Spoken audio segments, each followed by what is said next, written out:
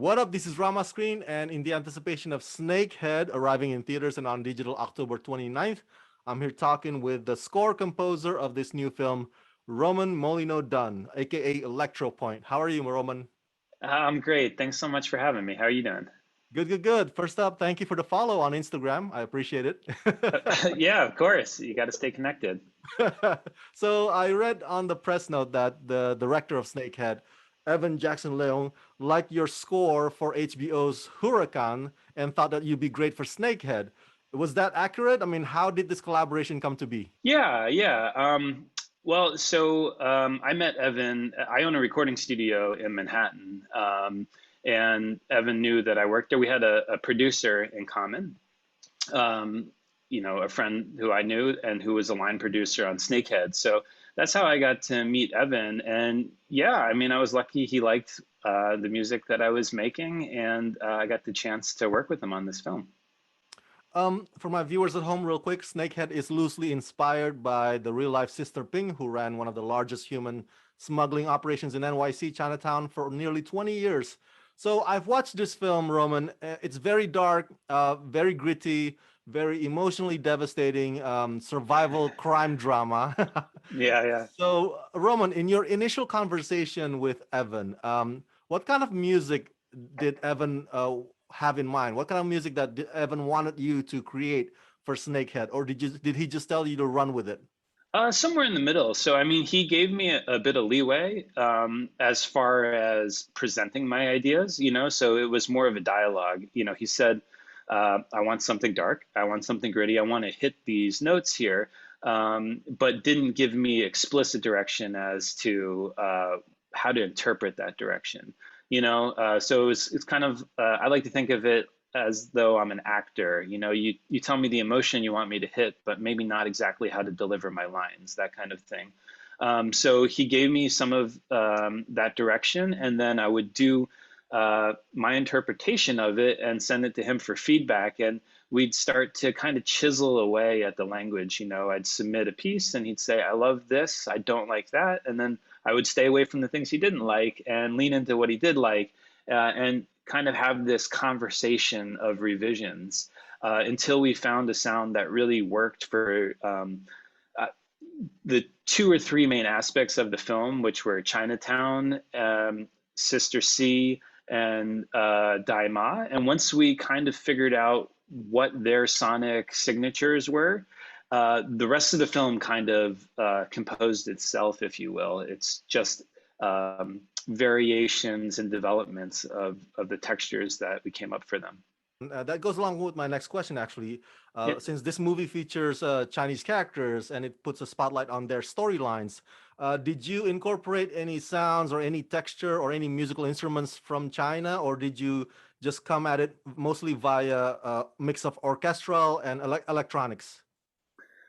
Yeah, so well, a few things. Yes, there are moments of traditional Chinese instruments. Hmm. Um, but actually, I think some of the instrumentation that was traditional folk instrumentation was also from Taiwan, because there's a scene in the movie where they go to Kinmen Island, and when they went there, we touched on the musical language of the location.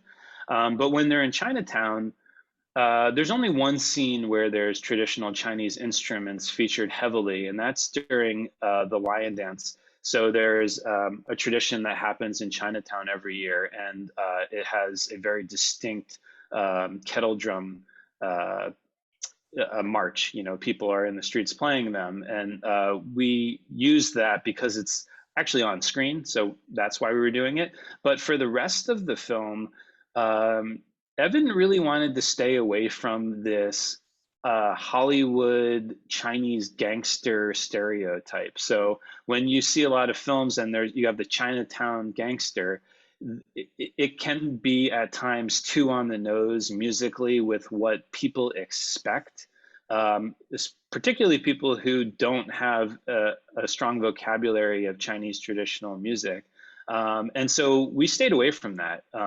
We went more Western romantic waltz with it, and then mixed that with, hybrid elements like analog synthesizers or orchestral elements played through synthesizers, that kind of thing, because we didn't want to distract from the story by having the music echo the culture of the characters. And so that wasn't my choosing necessarily, but I strongly agree with that approach that you don't need to telegraph anything by touching on certain musical traditions all of the time. Shuya Chang's lead character, Sister C, was on the path to proving herself. This was her rise to power story, if you will, and she was fiercely determined, which is understandable. And so you mentioned sonic sounds earlier. Was that another word for character theme? Did you create character theme for Sister C? I did. Yeah, so there's two things. So the sonic signatures, yes, I mean themes, but then we also developed some instrumentation that would work across the film. Mm. But then the content of what those instruments were playing were the themes. And with Sister C, yeah, she had a very strong, I think, musical theme that's recognizable throughout the film. And in her theme, the instrumentation, the texture is actually quite important because you have all this like gritty synth dark stuff going on the whole film. But whenever Sister C is thinking about her daughter, which is her main motivator in the film, I went with organic violins. It's just real violin sounds. And the point there was that it's organic, it's emotional, it's natural, if you will, as opposed to all the other stuff going on in the film, which is a lot more traumatic and dark and synthetic. As I'm winding down, a fun, quick question. Is there a meaning behind your cool nickname, Electropoint? Yeah, actually. So, I mean, I got stuck with that name because over the years, I've been producing music for reality TV stars, and I always wanted to differentiate that work from all the film scoring work I do. They've seemed to kind of overlap these days. Sometimes I'm writing pop music for movies, and sometimes I'm writing string parts for my pop singers. But the thinking was I was very into counterpoint. And if people don't know what that is, it's a musical texture where you have multiple melodies going at the same time. Mm. And because I was making electronic music, it was Electro Point. So that's where Electro Nice. Point comes from. Thank you for sharing that. Now, Sure. tell us about your NYC recording studio, Mirrortone. How can artists out there utilize your space? And do you also rent that out for film's audio post-production process? Yeah. So I'll work backwards there. So we do a lot of audio post production for film and television, and in fact, we did it for Snakehead as well. And even the previous film, Huracan on HBO Max, same thing. We can do it all there. I'm scoring the films, and we have a team of engineers who are mixing, and but we also record artists. And it's one location for all of your musical and audio needs. And yeah, if people are interested who are listening to this, either filmmakers or musical artists, it's mirrortone.com.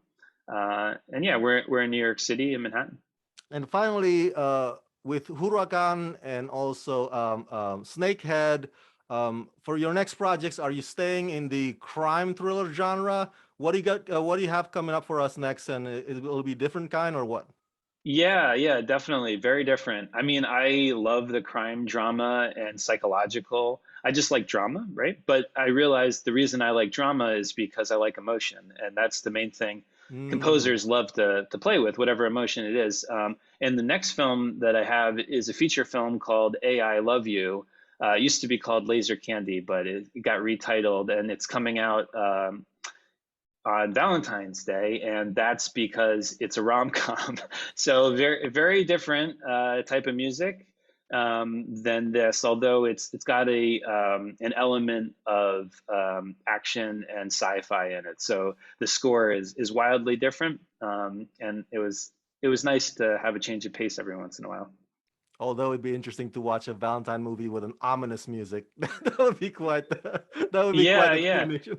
Right in time for maybe Halloween, a rom-com horror. Yeah. There you go. For my fans at home, everybody go check out Snakehead, arriving in theaters and on digital October 29. Roman, Molino Dunn, thank you for talking to me and congratulations. Thanks so much. I greatly appreciate it.